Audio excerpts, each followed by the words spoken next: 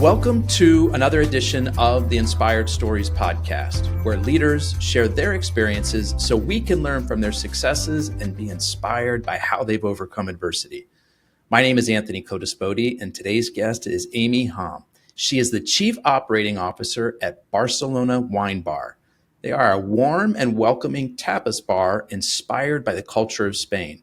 Their ever-changing menu focuses on clean flavors, seasonal ingredients, and rustic small plate presentations. It also offers one of the largest Spanish wine programs in the U.S., featuring award-winning selections from Spain and South America. Now, Amy has over 30 years of leadership experience in the restaurant and retail industries. She is known for her expertise in P&L management, event planning, and strategic growth. Before joining Barcelona Wine Bar, Amy held executive roles at notable brands such as Bluestone Lane, Reef, and Sweet Green. She has been recognized in Miami Tech Leaders, named one of the 30 top women in food and tech by Lunchbox, and honored with a Top 25 Executive Award from Fast Casual. Her passion for inspiring teams and delivering top-notch dining experiences has driven her success across the hospitality sector. Now, before we get into all that good stuff, today's episode is brought to you by my company, Add Back Benefits Agency, where we offer very specific and unique employee benefits that are both great for your team and fiscally optimized for your bottom line. One recent client was able to add over $900 per employee per year in extra cash flow by implementing one of our innovative programs. Now, results vary for each company, and some organizations may not be eligible. To find out if your company qualifies, contact us today at addbackbenefits.com. All right, back to our guest today, the COO of Barcelona Wine Bar, Amy. Appreciate you making the time to share your story today. Anthony, thanks for having me. It's a pleasure. Okay, Amy, so before we talk about Barcelona Wine Bar, I want to hear about some of your previous roles. I mean, you've held leadership roles at a number of notable restaurant brands like Sweet Green, Wolfgang Puck's, California Pizza Kitchen. What first drew you into the hospitality industry? The fact that you can turn around somebody's day just by interacting with them in a restaurant and deliver that hospitality. So I go to a party every day. I truly believe that. And you get to throw the party for people. And hopefully, if they've had a bad day, you're giving them a smile they didn't walk in with, and you're impacting their journey. And so it's cool that you can have that impact on somebody in that public forum. I go to a party every day. I go to a party every day. Party is my job. Party is my job, and everybody on the team that gets to throw the party, they know that they get that opportunity to turn somebody's day upside down in a good way, not in a bad way. You're turning the frowns upside down, yes. Not the other way around. Yes, yeah. As they say in McDonald's on the boards, I used to work at McDonald's, they used to say, if you see somebody without a smile, give them one of yours because they're free. And I think that was one of the first things that kind of impacted me along the way. It was pretty cool. I love that. And so what was your first job in the restaurant space? I worked daytime McDonald's and nighttime Burger King. So I would run across the street in St. Louis from being a crew leader in McDonald's in the bottom of a hospital in North St. Louis to across the street to running the drive-through at Burger King when I was very, very young. And I loved every minute of it. I mean, time flies by. You're with friends that you get to hang out with. You get to interact with the public and make their day, like I said prior. So you know, you're hanging out and it's super fun work. It really is. Has it changed over the years? Sure, there's challenges, but that just makes it more interesting on how you can come out on top compared to some of the others. When did you sleep? Daytime, nighttime, across the street? You just listen. I've slept in hospital hallways when you got to get ready for your 5 a.m. shift to make those hash browns, but you do what you got to do. And I honestly never thought about sleep. I just really enjoyed the work. And I will tell you this, Anthony, one of the reasons why is because I worked for really cool people. Like I remember my GM at McDonald's and the GM at Burger King, and I used to just follow them around and tell me more and impact more. And then I moved into full service at Houlihan's way back when Gilbert Robinson was around. And was there 4 years. And I said, okay, show me the details. There's a light bulb out. There's dust on the ledge there. And so I'd follow the GM around and ended up doing the books back when there wasn't really a computer to do them. And you had to fill out those big, long ledgers of every invoice and produce that comes in. So, I learned all those skill sets, and I'm a learner. So I just would suck in anything I possibly could. And then once I could teach it back, I'd move on to something else so I could become more well-rounded. Well, Still learning. And I'm getting the sense from you that you know how to squeeze every minute out of every day. Folks, Amy is doing this interview from an airport lounge. As she is You're telling my transit secrets. Nobody can tell. Looks like a cool lounge, right? Yeah. It's a beautiful background. Looks like you're in an office environment. I wouldn't have known if you hadn't told me. The office of the airport. Yeah. And you mentioned that it's like, hey, have things changed? Sure they have. What's the biggest change that you've seen?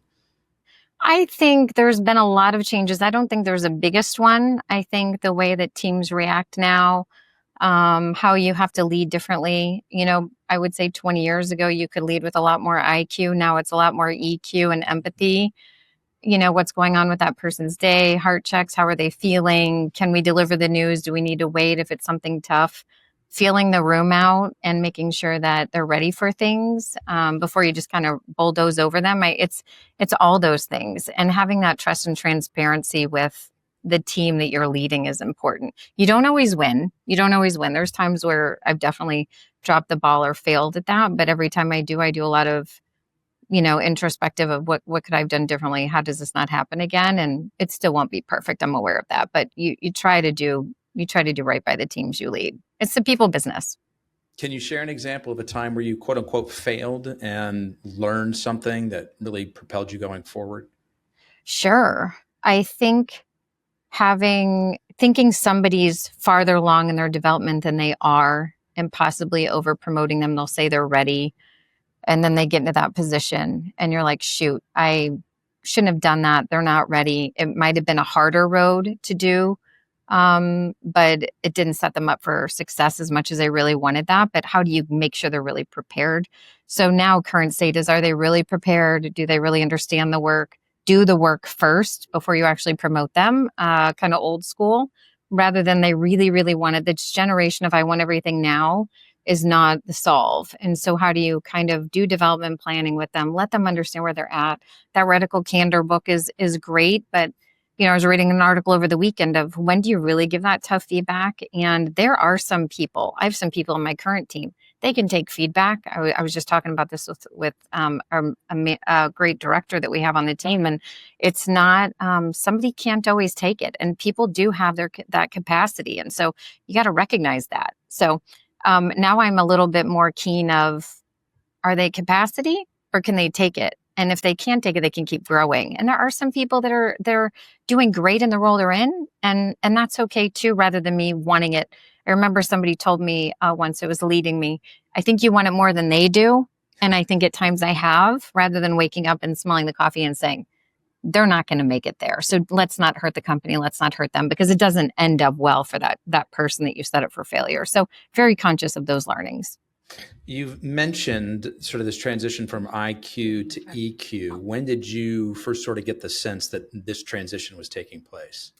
I think COVID definitely, I hate bringing up COVID, but it's a thing. And I think that generation of working from home, getting those checks, then they come back into the workforce because the checks stop happening and they're not used to being in the workforce. I have kids that were going through that. And so watching them and then leaning into the staff and saying, okay, we need to make sure we're leading with heart more than ever now. And doing those check-ins is much more important than doing the P&L. You can get a really strong P&L result if you've got that all set up first. But you got, I mean, it's people, the mental state really matters these days, where, probably the way you and I grew up, Anthony, and years ago was you were workhorses, to prove yourself and to get promoted. You had to put the extra hours in and extra not sleep. And that just doesn't happen anymore. And now it's really, how do you develop your team into the next level and give them every single tool you possibly can to make them successful. And then it's on them. They can't give you as an excuse. You have to help drive that. So the development is on them, and they need to drive their own bus, but it's also on you to make sure you're supporting where they want to go. I have to imagine that this was a difficult transition as a leader for you to make from one style to another. What helped you make that transition and kind of level up? I think all the mentors I have. I mean, I've got a slew of a tribe behind me that has helped. I've worked for extraordinary leaders, and they've always leaned into me and helped me along the way. So there's not but I invest in the time, and I'll call them and I'll make time for them. I think some people think it's just going to happen for them, and it's not. You do have to put the time in, but there wasn't a moment. Definitely when Sweaker and we had COVID, it was a lot of heart checks and how's the team feeling, and we need to roll out with hazmats today. And then the next day was, okay, there's 10 more laws we have to implement today to open for service. Nobody can come inside, and you all have to, stay 10 feet away, and all these things. You can't get any of that done. And we were still doing new restaurant openings at the time. So I'd get about 4 or 5, make sure you're checking on the East Coast. I was living on the West Coast at the time, and then dig into the West Coast team. But it really is about people leadership. So I don't think there was a moment. I think even when I was at Houlihan's, you're still in the people business, whether you're kicking off a pre-shift and you're motivating and inspiring them and giving goal setting in those pre-shifts, to where we are today, which is when you walk into a restaurant, you got to say hi and bye to everybody when you walk in the door and when you leave. I mean, people want to know who you are. I want to know who they are. And you got to know something about everybody that you kind of come across. How's your cat? What's going on with the dogs? How are the kids doing? It's important. And I think that's in any industry. I don't think it's just the hospitality industry. Agreed.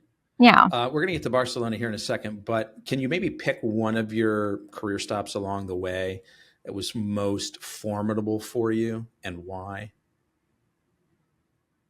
Gosh, there's so many, Anthony.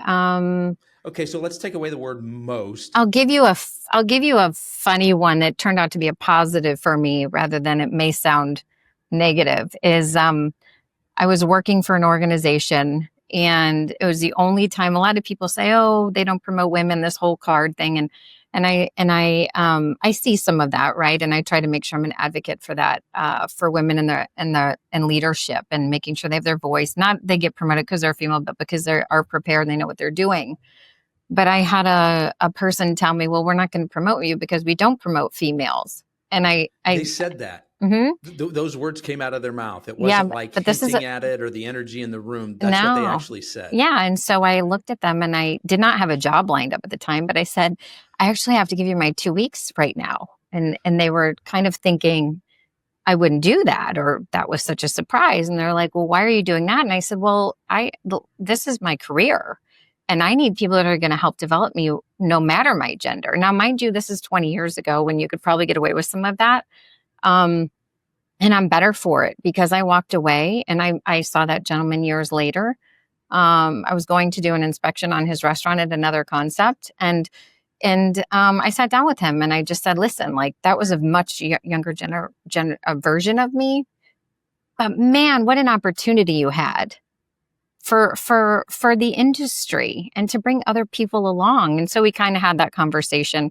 I think it was like 15 years later, but it was a moment for me because I found my voice. And, I see some people kind of back down to stuff like that, but the world is big. There's a lot of opportunities out there with really cool and great people. And so that was kind of a little bit of one of the pivotal moments for me. I was young, and then, I went in and I had taken over a restaurant, my very first manager job. And all the employees on the back of the house line had been fired for, I don't know, I'm not even exaggerating. This is back in the day where you get rehired 5 to 7 times in a concept because they couldn't find people. And I fired the whole line. I didn't know any different. I just knew that what was going on in that restaurant was wrong. And the guy, my senior GM who had trained me, showed up and said, "Did you just fire everybody on the cook line?" Now, I would not do that. I don't recommend that now. And I said, "I did, but like, no one's making any money at this location. Have you seen the P&Ls? And he said, "Okay." So the next day we got on the line, we cooked out the food, we pushed it out. And the next day I was clopening. For those that don't know, it's a close and then open.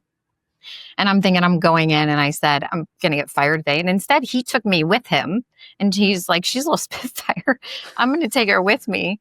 And those people ended up losing their jobs because this location had been running into the ground. Now, I didn't know that. I just knew that what was happening was wrong. And these servers were not making, what they needed to for their livelihood. So again, right and a wrong way to go about things. Mhm. But there's a lot of those moments in my career where I just look back and I laugh because I'm like, there is no way I would do that now. You need to make sure you have strategy in place and who's going to staff the restaurant. But when you are with a larger organization, you can pull people from other locations, and you can't keep anybody in a hostage kind of situation. So it's been a fun ride. So I want to go back to this. I don't know how else to describe him, this sexist guy that said, hey, we don't promote women here. And you're Hmm. like, well, I'm going to give my 2 weeks. I'm assuming you didn't have anything else lined up. You were sort of No. just jumping. Okay. And then you had this conversation with him 15 years later. And you're like, hey, kind of you missed out sort of a thing. What was his reaction? What was his comment there 15 years later? Had he grown at all? We never, I had no idea he was at this organization that I had eventually joined. And he resigned after I had that conversation with him and I was in his restaurant. So I'm not sure. I'm not sure if he ever figured it out or didn't, but I also have to say, it's not that's kind of not, as people say, not your, and that's not my luggage to carry. And so, I'm very aware that that does happen to women. I've not had it a whole lot. I do think the CEO positions are different now, for some of those women and versus men, but there's not. I don't allow that for I think the young women that we need to bring along need to understand the financials more, just like men. It's not an either or, it's an and how do we do it together and how do we help each other out together? And how are we conscious of making sure that we're, giving equal opportunity? And that was a little moment in my career. And I very rarely think about it. But when you were asking me and I was reading the questions, I was like, there are some little moments there that kind of got me to where I am. Because I think if you're resilient and you're a risk taker, those things you don't even think about it. You just naturally know that's wrong and you're not gonna do it. It rolls off of you eventually, and Hmm. right, it's not like you're holding on to it stuck in your craw kind of a thing. No. It's just it taught you something, and you kind of moved in another direction then. Yeah, and it didn't define me. And I didn't want to get promoted to an AGM at that time because I was a female. I didn't even think anything of it till he'd said that. And I was like, oh, we're different? Like there's a thing here? And then I just I was like, okay, you think I'm different. I'm really not. So it's cool. I'm out. Time to move on. Yeah. Yeah. All right. So talking about moving in different directions, new opportunities, how did the opportunity to join Barcelona Wine Bar come about? The CEO, who is awesome, Adam Halberg, he was reaching out to some peers in the industry, and my name came up, and he got called and said, well, I haven't been to one of your locations. So he said, come check us out. And he and I ended up spending, 2 days together. I think we hit like 6 locations across the country, planes, trains, and automobiles. And you walked in and it really was a party. Like, I was just like, holy cow, this is so cool. And I loved the opportunity to become a part of it. So we chatted for a while and got to know one another. And, now I consider them kind of family with the rest of the crew. So it's a great concept. We've got another concept under that umbrella, under the restaurant group, which is Corsica. And we're opening our second one within 30 days. That's going to be in Reston, Virginia. First one's in Denver, Colorado, and then we're moving out to Connecticut with a third one. But that's a sister restaurant to Barcelona. But doing incredible things. I get to work with amazing chefs. I eat yummy food every day. I have to watch the waistline. We just won a couple more awards for our wine list. We have over 400 wines. Like, it's just super fun. And what's really cool about Barcelona is the chefs can change up to 70% of the menu on their own. I mean, they get to taste, and we make sure it comes in line with COGS, but it's a very sexy brand. So I'm just having a blast with everybody. So from one location to the next, the menu could be very different. It's very different. It is, yes. So say more about, for somebody who hasn't had the pleasure of, experiencing Barcelona Wine Bar, say more about that experience. I mean, you said, oh, this is a party when you walked in the door for the first time. What does that mean? Are there like streamers and like disco balls? Like, there could be. You just never know. I mean, there's a lot of Perroning going on, which is the Spanish, people are standing on the bar doing the Perron, but it's upscale casual. The team there has the autonomy to throw a party however they feel they can connect with that guest. It may just be somebody who's coming in by themselves and hanging out at the bar and making a connection. our goal is to make sure that the food and the wine supplement the experience. You're not coming in for the food and the wine, but you're coming in for the hospitality. And so it is literally taking a smile off you and giving it to one of the guests. It's been around, we'll be celebrating our 30 years next year. And it is just this cool secret that for those that don't know it, you haven't experienced it yet. And for those that want to come in, let me know. But there's just, sometimes the music is loud and it is crazy and it is literally a party. And sometimes the music's loud and people are just whining and dining. It's different, and every location's got a very different personality. But at the end of the day, is did you come in and have a great hospitable experience before you exited the building?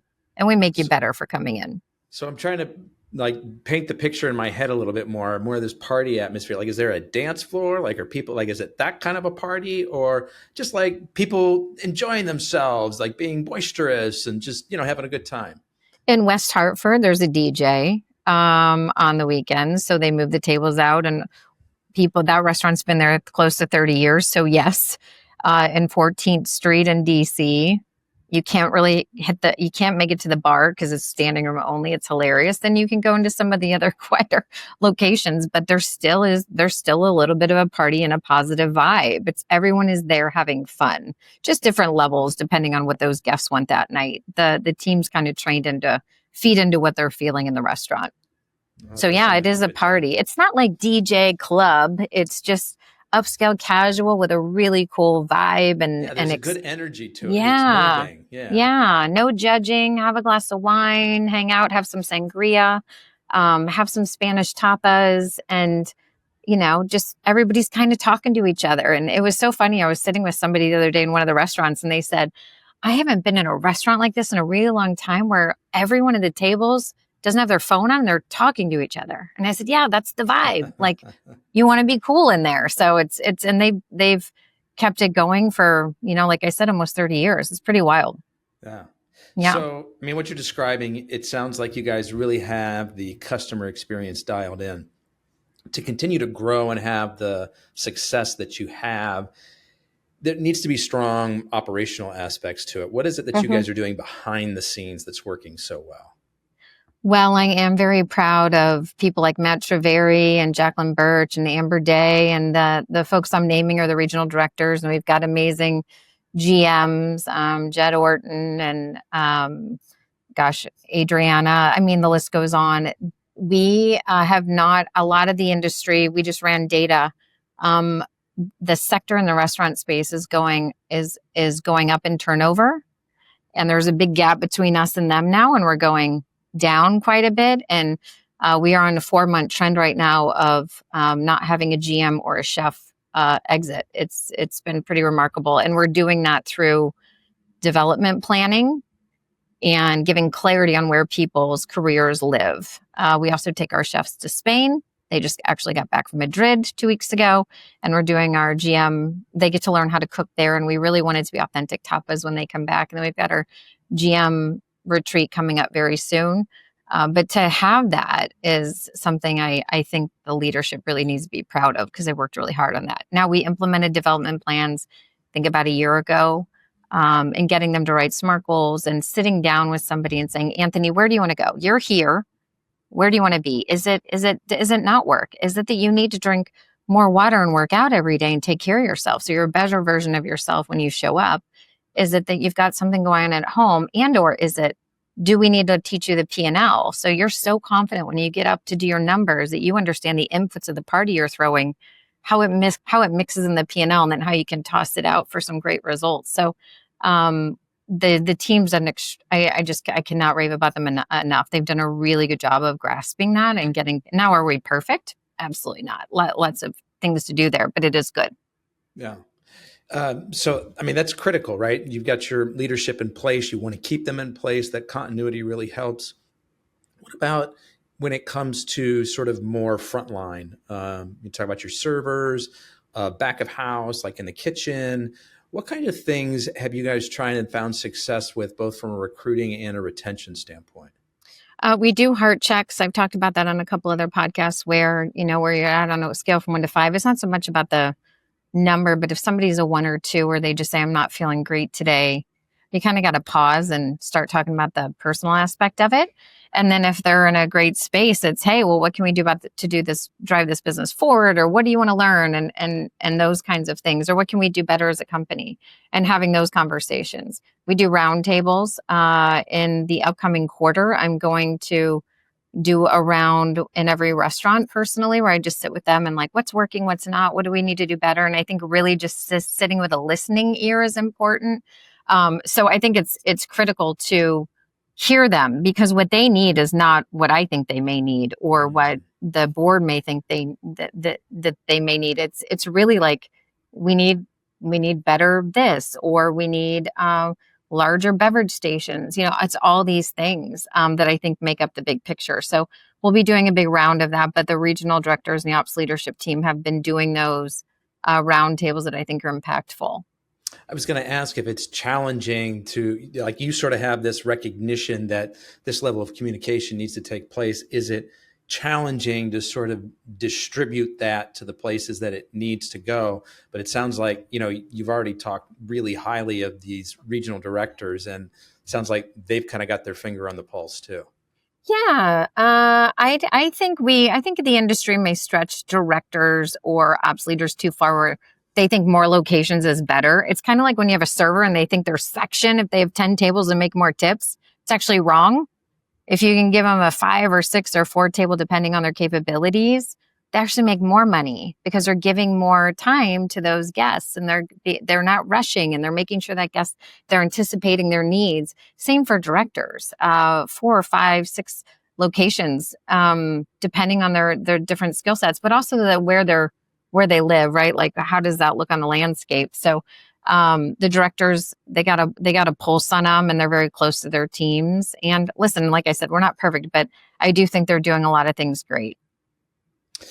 Now, Amy, you hold a certificate of finance from Harvard Business School online. How helpful was that in kind of influencing the way you approach decisions around P&L, growth strategies, and day-to-day operations there? So one of the things I will say is that if you can't teach something back, don't expect somebody to tell you, but go challenge yourself. And so during COVID, I decided I would take some Harvard business classes, and I took the Harvard Business of Finance one. And for anybody that's taken it, they know that it opens your world up to understand, of connecting from people all over the world, which I thought was pretty wild and pretty cool. Secondly, it's giving you real life scenarios that were pretty cool that you had to figure out, and you're working with other people, and you've got homework assignments and all these things. But my mentors would tell me that my finance was strong, my understanding of it, and that I was good. And then I took that course, and I was like, okay, I'm not as far off as I thought. And I think it gave me a little bit more confidence in what I did know. But I like a good challenge, and I was, trying to do that certificate while I was in COVID, and my husband's just like, you gotta slow it down. Because I would come home and I'm like, we got to do homework. And he's like, no, there's no we. You signed up for the course. You need to go figure it out. But I think it helped a lot, because it helped with confidence.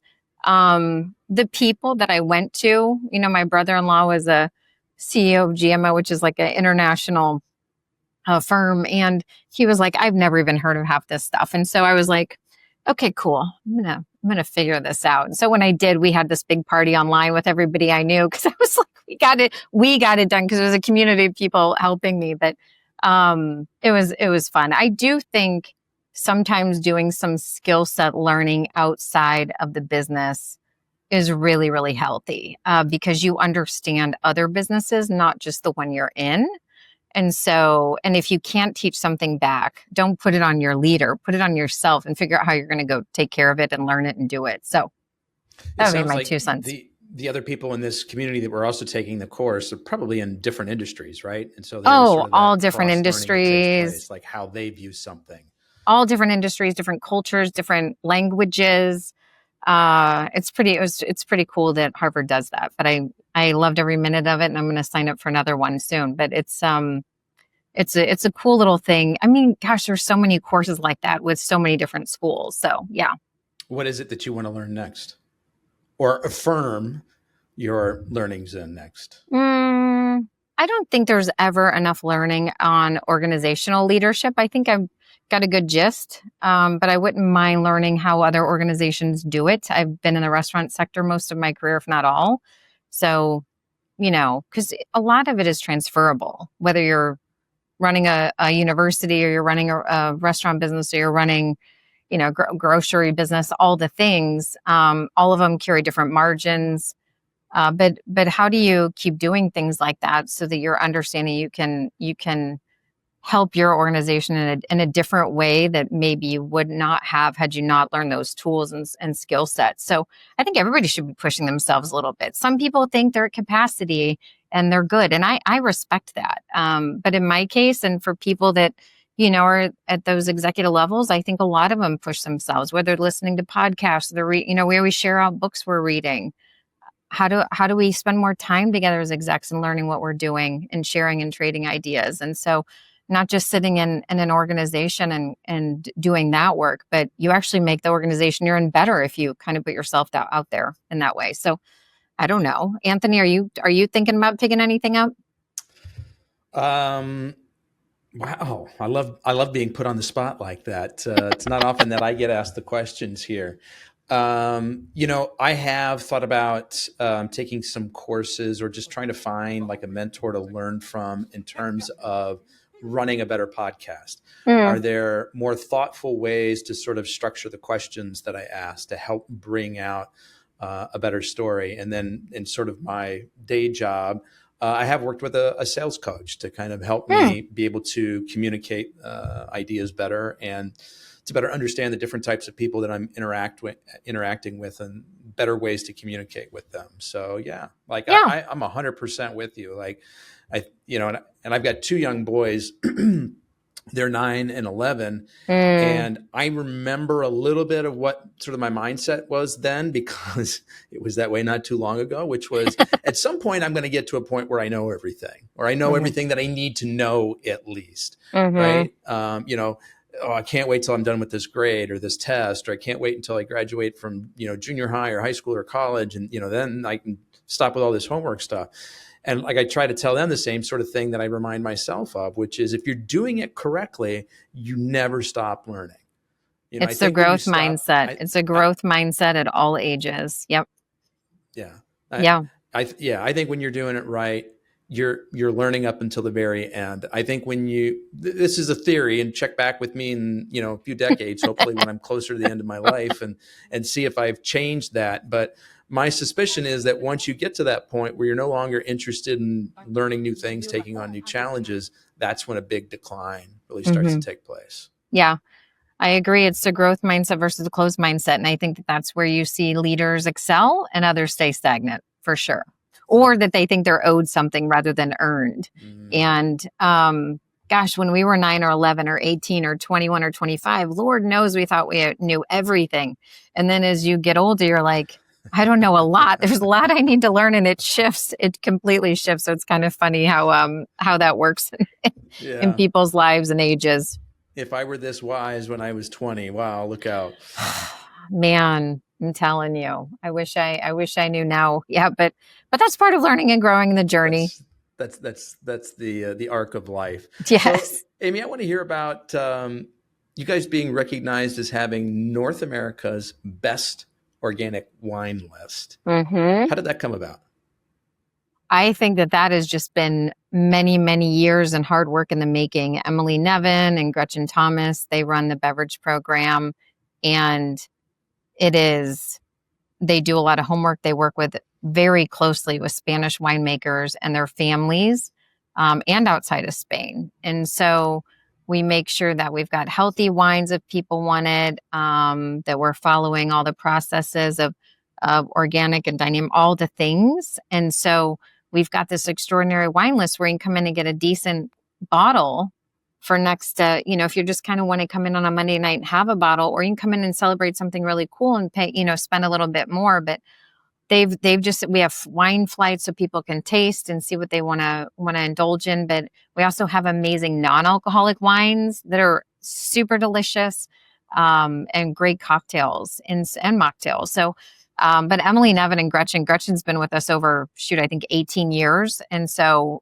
keeping that leadership in place and making sure that we've got the people that are the decision rights on those. And she's, master of all wines. Whenever I go to dinner with her, I love it because she'll pick out the best wine on the menu at a great value. And we want to make sure people come in for great value, that they can come in for an upscale experience, but get great value on yummy tapas and a great bottle of wine. And we've really never really raised the prices on our menus. And so we want to make sure people can afford it and they can come out as much as they want.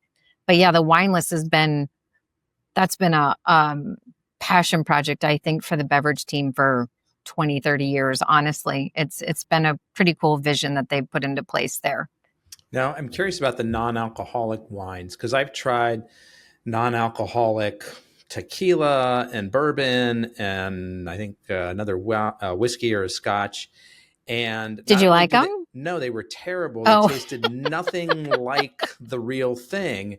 And so that's my question about a non-alcoholic wine. Do they actually taste like wine? Do they taste They good? do. They do taste good. And I would tell you if they didn't, I would say don't try it. I'm very honest. But I think the non-alcoholic wines are very tasty. I mean, I drink them when I go into the restaurants. It's you feel like you're a part of the party without feeling like you have to give anything up. And the wines are delicious and very crisp.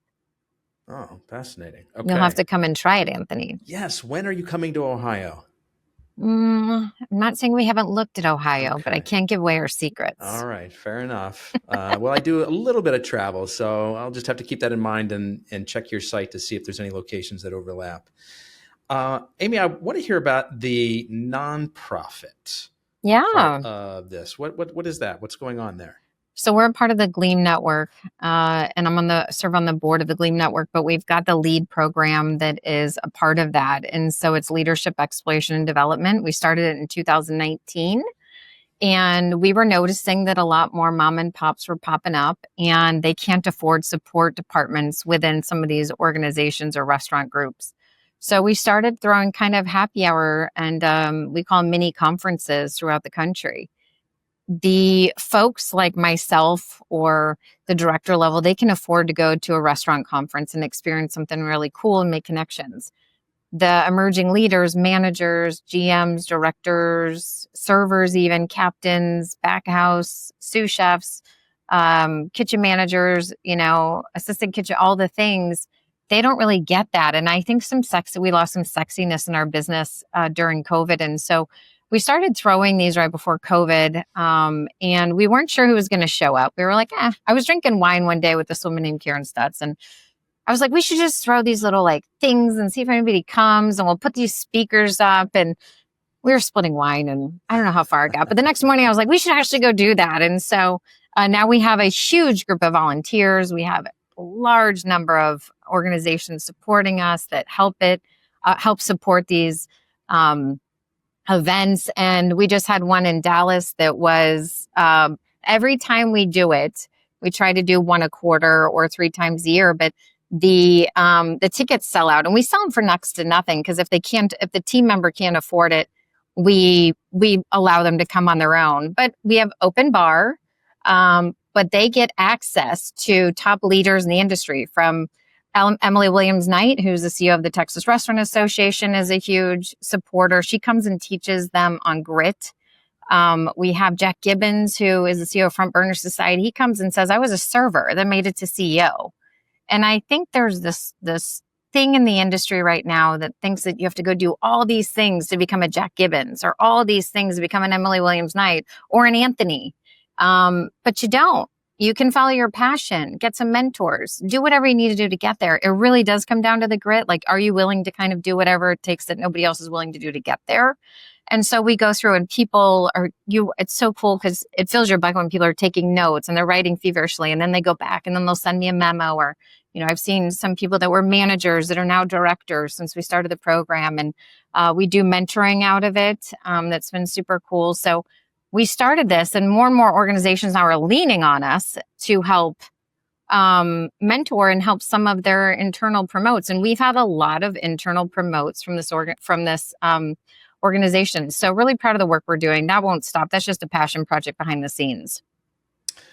And so most of the content that's being shared at these, I don't know what you call them, meetings, group conferences, Many conferences, yeah. many conferences, it's a lot of mindset. It's not Mm-hmm. like, I don't know, it's not like here's how to hold a tray or like better sort of It's like coaching leadership. on the skills. It's Mm-hmm. more leadership and mindset. And Yeah, we talk about why financials are important and for you to understand them if you want to get promoted in the workforce, right? How do you learn a P&L? Why does it matter? Why do the details matter in the work? How the input of the shifts run versus a lot of people just talk about the P&L, nobody cares. Like it's really the input. How do you bring energy as a leader? How do you lead with a growth mindset like we talked about before? So all of those things. And then we talk about personal stories, like you're doing, and what's going to be their story they're going to tell. And at the end of the day, at your 80th birthday party, what are people going to say about you, Anthony, when you're standing up in front of the room? You know, are they going to talk about your P&L, the numbers you got, or are they going to talk about how inspired they were to work for you? And I think that that's where we have those conversations with them and remind them of their purpose and why they're in the industry. that's really cool. And where does the Yeah. funding for this come from? We have amazing brands. We've got Branded Hospitality. We've got so Shotzi and Jimmy. We've got Wow Bao with Jeff Alexander. We've got Craig Majewski from Craveworthy Brands. We've got the Texas Restaurant Association that supports us with Emily and Joe and the team there. I mean, the PepsiCo with Allison Rook. She helps us a lot with the refreshments. It literally is a community now that is putting these things on with all the volunteers we have. It's pretty wild. It's been very cool to watch it transition and grow. And there's a podcast that goes along with this. There's a podcast for emerging leaders if you want to learn a certain skill set. So if you want to learn about grit, we had Emily on. We just had Phil Crawford on, who is the CTO of many, many brands, some of the largest brands in the nation, came on and just talked about leadership and empathy and how that all works with IT. We've had PR. We just had Jamie Sharp on with Front Burner Society, who runs their PR program. And what's your personal brand? Like, who are you? What do people say about you when you're not in the room, and how do you kind of market yourself? So all of those things, we make them 20 minutes so they can listen to them on the way to work. It's not for your normal listener of a podcast, but it is for those up and coming in the industry. And they just kind of chime in. We've gotten really good feedback, and the audience is growing for sure. Where can people find the podcast as well as more information about Lean? It's on Spotify. It's on our lead LinkedIn. There's a lead Facebook. There's a lead Instagram. All of it is posted there. There's gleam.com that you can jump on there as well. And then we continue to post them on LinkedIn and other forums as they come out as well. So we'll say, hey, we're releasing one at 2 p.m. the next Tuesday. And then, you see one pop out. So there's two people that put those on along with myself. So that's Matt Rolfe. And he's a development speaker, leadership speaker, and then Kelly Grogan, who runs Crumbs, which is a catering organization, but she's a badass in her own right. So there's just a bunch of us that kind of like rally to make this happen. And if we change one person's lives, then I think it's worth it. So it's been good. That sounds like a lot of fun. Very rewarding, I imagine. Yeah. And I see at Barcelona Wine Bar that you've added some new board members, Katie Grissom and Amanda Hesser. What kind of fresh perspective or ideas do you think that they're going to bring to the brand? Well, those two badasses separate themselves apart. Katie is end all be all. I don't know if anybody's done any homework on her, but holy cow, she's honestly both of them. One does real estate, one has a history of marketing, and they work very closely with our teams. Myself, if I have a question about something going on in a lease, Katie's very easy to help present to, but they're both always available and very kind. And I think that they've elevated the board. We have Andy, who is the founder of Barcelona, on our board as well, who keeps us in check and makes sure that we're still always doing that authentic, back to Barcelona ways. And then we've got amazing board members with Andrew and Hutch and some of those other guys. But the ladies that joined us recently have really elevated us. So very lucky to have them both. I see that you're also on a number of boards as well, including the Food Tech Advisory Board at Lunchbox. And James Walker, the CEO of Lunchbox, was a recent guest on the show. Great guy. I agree. Why was it important for you to get involved in that?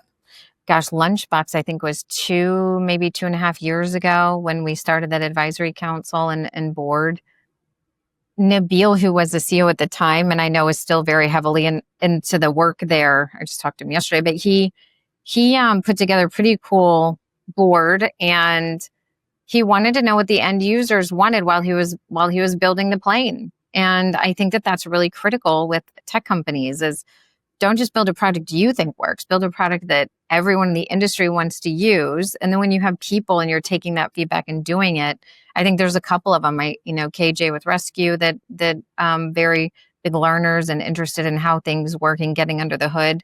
There are also people that, build content and tech, but they haven't built it. They think that they know, but I think getting some SMEs, as I call them, subject matter experts in the room, definitely will help your product. And so there's a lot of us that kind of all help and deliver on feedback for whether it's quarterly meetings, if it's a day-to-day, hey, can you check this out? Does this make sense? Checking in on something. But Nabil started that, and I think he really utilized that. And I think Lunchbox is where it is today because of that council and the board. Mm. You're on several other boards as well. Obviously, your time is limited being the COO of a large and growing restaurant / wine bar. Why set aside time for these other organizations? Why is that important to you? Most of them are startups, and I think it's important to give back. I don't think anybody would disagree with that. And I also know that we need some of these tools in the industry for us to simplify our work so that we can all get better and drive better results and save money or develop systems. But it's not, you have to make the time and you have to be intentional about it. And you also have to know your priorities. Barcelona is my priority. And if it's a late night session with an organization or like women in restaurant leadership is very near and dear to my heart to see some women and emerging leaders excel, those things. And I think Adam's very supportive with the work too. You have to have a supportive board and a supportive leadership group that knows that that's just as important sometimes as running the business. So it's important. Are you doing any of that work yourself, Anthony? I think you are. What kind of work specifically? The advisory, helping others along, bringing the others that want to do podcasts, all the things. In probably a less formal way, not on any boards, but I certainly do have some folks that come to me to ask questions about, hey, you've done this in the past, whether it's something that I'm doing now or, one of the businesses that I've owned in the past. And hey, can you give some advice or would you meet with this person? And I'm always happy to do that. It's funny because, and I wonder if this still strikes you, because I've talked about this with a lot of my guests, is I get hit with this idea of imposter syndrome. Like, really? Like, you want Why are you asking me? Right. Like, and they're like, well, and they start listing off, my credentials and my achievements to me. And I blush a little bit. And I'm like, okay, sure.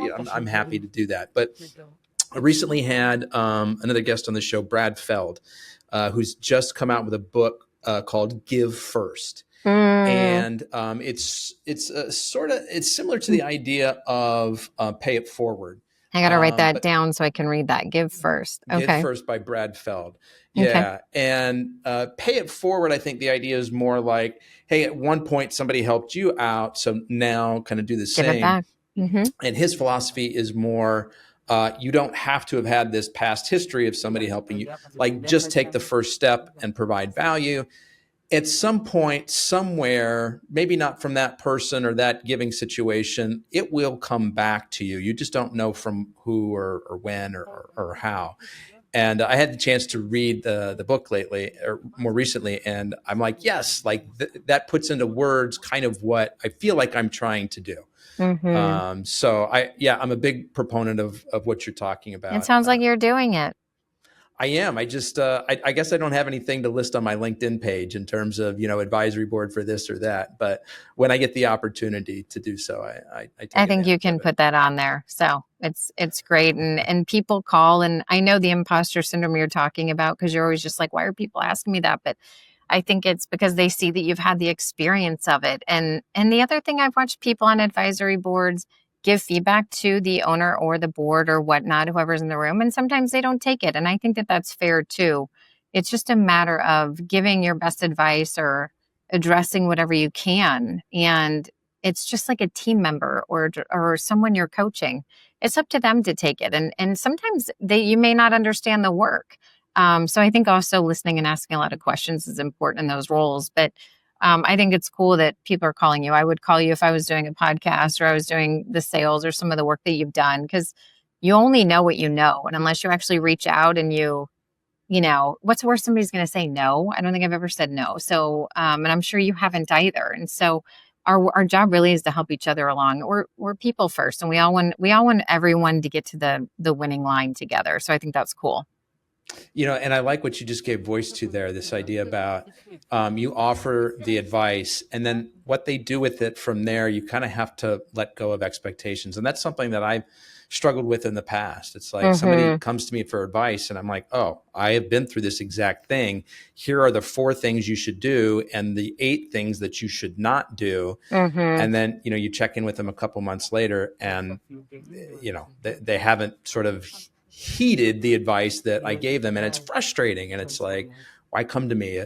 But I think that's a great reminder is, you offer the advice and then you don't understand all the things that are at play behind the scenes for them. So you kind of have to let go of the expectation of, what direction. Yeah. And I think understanding your role for that, it's not to solve their problems. It's there to be a listening board and a sounding board and to give the feedback. But at the end of the day, you have your day job and you're helping, but they may not, sometimes you may not understand the product. I mean, there's a million things, but, I think the fact that in even so, it's still feedback you've given that's in the back of their head, right? And so I think it's part of it. And sometimes being on the councils or the boards when you're listening to other board members, I've learned a lot from them as well. Where I'll hang up the phone that have nothing to do with that product, but I'll call and say, okay, well, tell me how you led through this again, because it's super interesting to the work I'm doing. So you're just kind of connecting in the industry that way. So many positive things that come out of that stuff.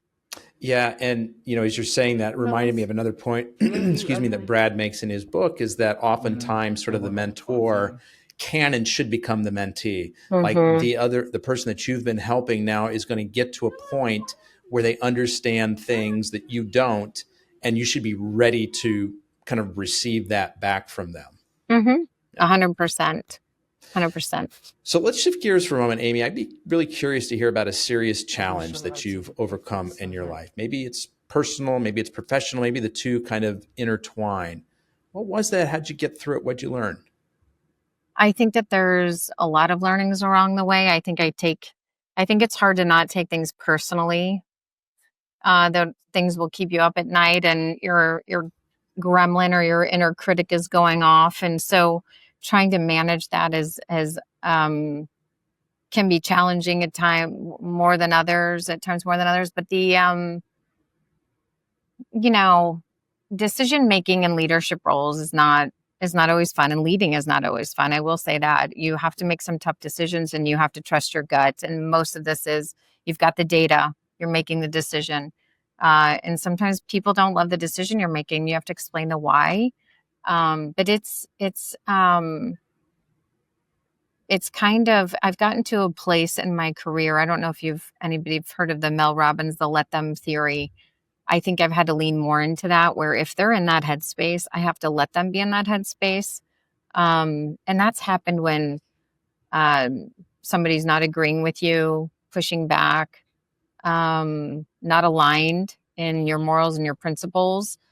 When you're leading an organization. And I think that there are some tough conversations that have to happen. And so I think a lot of times right now, leaders back away from those tough conversations, and you may lose some good talent in an organization from it, or decent talent. But at the end of the day, I used to take that personally, and I used to have some tough days where now you take it personally and you want to say, what could I have done differently? Some of it is on them though. And I think it's that let them of, they're in that headspace. You've been there for them. You've done everything you possibly can. Could you have done some things differently? Yes, I think it's good to reflect, but or make tough decisions on leaving a company when it's toxic for you, and having those tough conversations with the leadership and saying, listen, don't agree with the culture and the core values of this brand and the way that you kind of sold it to me, because you never really know when you're taking a job what it is day to day until you're actually in the job and you're under the hood. And I think being true to yourself and saying, these values are not my values, and sometimes taking a leap of faith and knowing that you have to take another role and not having a job when you should have had a job before ending that job. That's happened to me twice. And I look back and I'm like, I still would not have been able to stay in that job and put my name on that brand, knowing what I know of what the core values are and how they weren't aligning with mine. I think those are tough decisions because people save for a rainy day, make sure you got money so that if you have to make that call, you do. And if you've got a job, we did a podcast recently with Helen Lau, who is a big executive recruiter in the industry. And she said, a lot of people right now think the grass is greener on the other side. And it's not, and she'll say, why are you coming to me with your resume? What are you looking for? What are you looking to get out of it? And so I think asking and me doing that along the way, I may have had some different reflection moments and taken some different roles and done my homework a little bit more before I took a role. But I was very careful in Barcelona Wine Bar, making sure their values, the CEO, the board, I was interviewing them as much as they were interviewing me. It's all the things, talking to a lot of people in the industry because I didn't want to make another bad move, right? And so sometimes it happens though, and I think it's okay, and you just got to forgive yourself. So that's a long answer to that very quick question, but there's a lot of learnings along the way, and I think all of that encompasses, knowing who you are, being authentic to you, being true to yourself, and making sure your values align with what that company is and that leadership is in the world. We only get so many days, so where are you going to spend it? And I think that that's important for me. Yeah, and that transition of being without a job, if for folks who maybe haven't been in that position before, that's really stressful, right? Your life is sort of set up for a certain cash flow. You're accustomed to this. You know what's going on. Even if you don't love what your role is or the group that you're working with, there's still sort of that comfort in that financial consistency. And so having the strength, the courage to say, I'm going to set that comfort and that stability aside, and I need to do what's kind of right for me at my core, that's difficult. It is difficult. And I think what's really cool about your story is that you use that as an opportunity to really reflect and say, okay, you had a situation that allowed you to sort of compare and contrast what works for you and what doesn't. And so now moving forward for future opportunities, including, this one at Barcelona Wine Bar, you're like, okay, here are my non-negotiables. Here's sort of the boxes that I need to check before I'm going to be comfortable moving forward in a new role. And I left my a previous role and I started my own company for a while. And, when I was talking to Adam, it was really funny because he said, well, we're not really looking to hire right away. And I go, I'm not looking to start right away. And then we kind of got to a point where he was like, well, how much longer are we going to do this dance? And I was like, well, I didn't know we were towards the end of the dance yet. It was just really funny. And so, it's I think if you've got really strong support around you, you can make some tough decisions that protect your mental space and your well-being and all the things. Because I am very passionate about people, and I love the organization, and I've loved the organizations I've worked with. It all comes down to leadership and how people show up for one another, and that's important to me. And so, like you said, it can be your core, and it is very. You can put yourself in a very vulnerable spot I always tell people, don't quit your job without having a job, but I've done it twice myself. But again, you got to make sure you've got money saved up for a rainy day in case that day comes. Yes. Yeah. Okay. So putting humility aside, Amy, what is your superpower? My superpower. I'm not good at that one. I would say my superpower is giving clarity on where people want to go and giving them a roadmap to get there. If they so choose to with support, depending on what role they're in. I think I'm people first. And so making sure that their hearts and minds are good before And sometimes you got to give people grace. Somebody may be going through something personal on the team, and we all need to pitch in and help them out. And also visionary. Here's the end goal. This is where we want to be. This is what winning looks like. And here's a strategy to get there. And we build it together. I'm also a big leadership styles leader, the 5 dysfunctions of a team, but also I don't really make decisions for the team. They decide, and then we move a lot faster because they've made that decision. And then I may have the goal in mind, and there's different ways of getting there, but I'll say, here's what winning looks like. Here's the goal. How do we want to get there? And then we have a healthy conversation around that. But it's a pyramid of building trust and healthy conflict. And then the top of that pyramid is results, and also making sure everybody's having fun along the way. So I like to be cheesy, and whether it's hat day or, sending out funny isms from Instagram, we all work hard. So why not have fun doing it? So I don't know that there's a specific superpower. I think it's just being in the people business overall. And getting results. Listen, no one's hired if they get shitty results. So I would say most of the places I've been, we've gotten pretty damn good results overall. Getting stuff done. Getting the things done in a fun way. How about some daily habits or rituals that either get you started or keep you on track as you're going? I was just talking about this with our women, and we have a few employee resource groups. And I was on the phone with the women in leadership one this morning. We have a wellness one. We've got an LGBTQIA plus one. We've got all the things.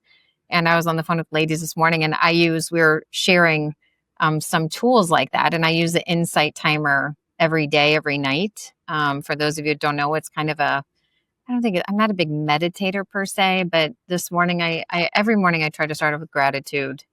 So many things crazy in the world. My arms and legs work. I'm in a good spot. I get to, like I said, go to a party every day and hang out with really cool people and learn. And then I end my night with, putting my pillow on my head and saying, what could I have done better? But also, what did I do well today? And making sure I'm being fair and true to myself. And some days there's bad days, and that's okay. I'm not beyond having a bad day. And I tell my team, like, sometimes somebody will call and say, how are you? And I'm like, Adam will call and say, I'm maybe like a 2 today. I've had a moment. So I think just the insight timer is a big thing. Podcasts. I love the Inspired Stories podcast. There's other podcasts that I love. Branded makes me laugh. There's all the things that I think everybody's doing, but there's also stillness. So I do believe in sometimes walking out of a restaurant or at home with kids or something, I'm just going for a walk, and I don't need my phone. I just need to take a walk and have some peace, because the world is going fast. There's a lot of noise, and we do talk about with the leadership team is how do we block the noise for the team so they can execute. And I need to block the noise sometimes for myself to execute. So it can be a really long journey. It can be a short journey for some. But I think everybody's got different things they do in the day that works for them. And those that don't, I think it's good to just start somewhere. And so I would advise taking long walks and with no technology and all the things. Some people want to throw out all this tech that they do and all these things, but it's not good for the brain all the time. I love a couple of things in particular that you said there, sort of taking time for a quiet mind. It's a great reminder for me, especially, with this, fantastic computer that's attached to my hip all the time. If my brain finds just a moment of stillness / boredom, what do? Like, I got the dopamine thing, like I'm picking this. And so I love that you take those walks and you just leave the phone behind. And our greatest moments are in the shower. I mean, I get out of the shower and I'm like, ping, ping, ping, ping, and so it's funny when you actually do get a moment by yourself and there is no technology. Some people bring it in the shower, but can you just kind of clear your mind a little bit and think through things and make more sound decisions? It's hard. There's always a million things coming at you. Here's the other thing that I love that you said is the part about gratitude. And so this is something I regularly remind myself of, including last night. My wife and I were looking at our kids' upcoming school calendar. Mm-hmm. So all the days that they have off, all the early dismissals that they have. And my wife is also in a school system, but a different district. So she has different days off. And her schedule is really rigid. Like she doesn't have a whole lot of time during the school year that she can take days off. With me running my own businesses, I have more flexibility. But I like what I do, and I want to show up, and I want to do it every day, and I want to, have my schedule is open to do as many podcasts as possible. And so, as we're going through the schedule, and it's like, okay, Anthony, can you do this day? Yes, I can. Yes, I can. And I could hear like my voice, like, man, and so as I'm doing that, I said, and I love my kids, and I welcome the opportunity to be able to be home with them and support them. And I love that I have the flexibility in my schedule to do that. Even though there's part of my brain that didn't 100% agree with that, I need to say the words, and I need for it to come from my heart a little bit.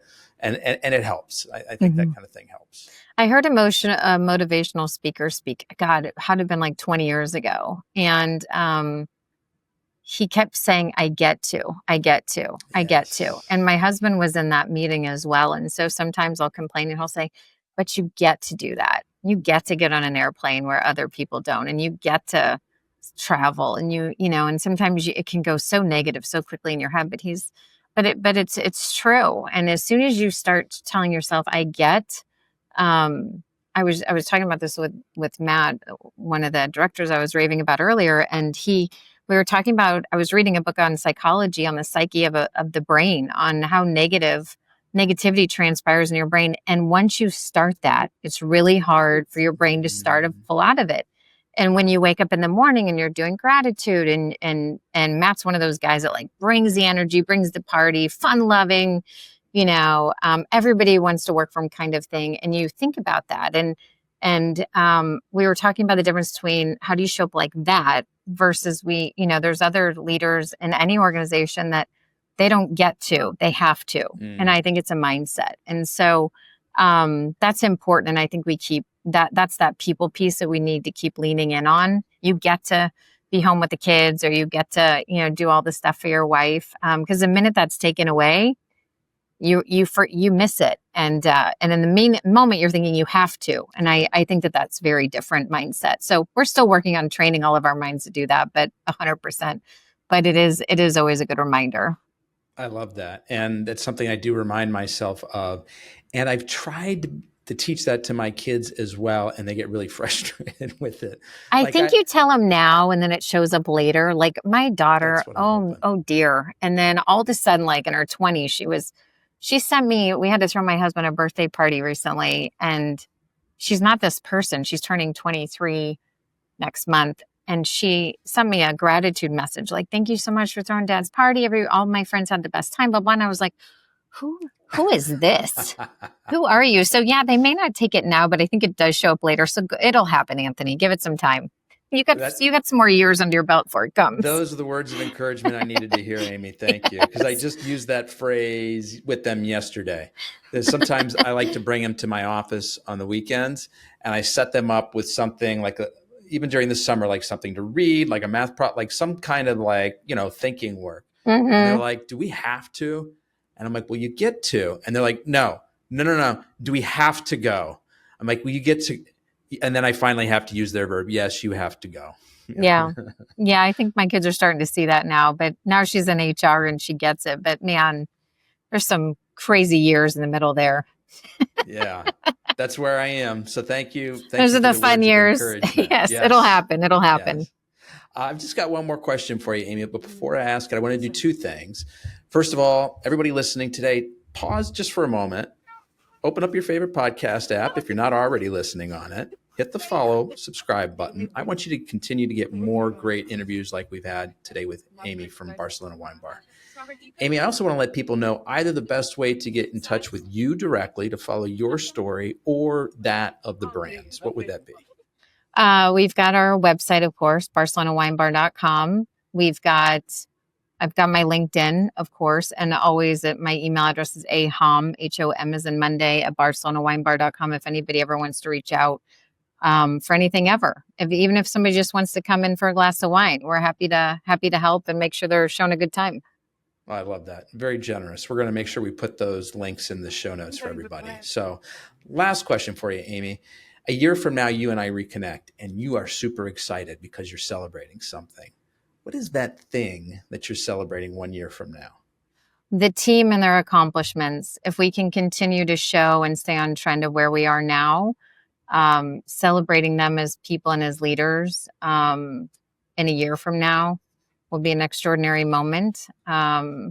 Whether it's with the brand Corsica or with Barcelona or everybody as a team, and that everybody's had fun along the way. And I mean, that's really it. And the impact you've made and they've made on their teams. I think it's an incredible opportunity that we get to work in the industry we're in.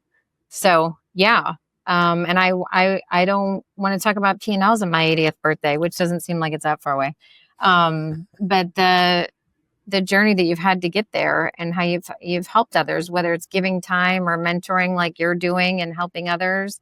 That's really what life's about. So how do you bring others along?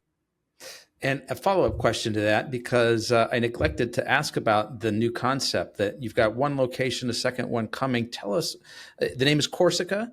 It's Corsica from the island of Corsica. It's a tapas. It's sexy as well. Mediterranean, Italian, cacio de pepe, small tapas, the bolognese, oh my gosh, the menu is just incredible. So I'm not going to give away all the secrets. We've got the second opening in Reston. Amazing wine list as well. Different wines. You can come in and try a sample right off the bat. So you've got something yummy in your hand and in your belly. And again, great, amazing hospitality where you feel like you came into a Friends episode. Oh, I love it. Amy from Barcelona Wine Bar, I want to be the first to thank you for sharing both your time and your story with us today. Thanks, Anthony. Thanks for having me. Yeah. Folks, that's a wrap on another episode of the Inspired Stories podcast. Thanks for learning with us today.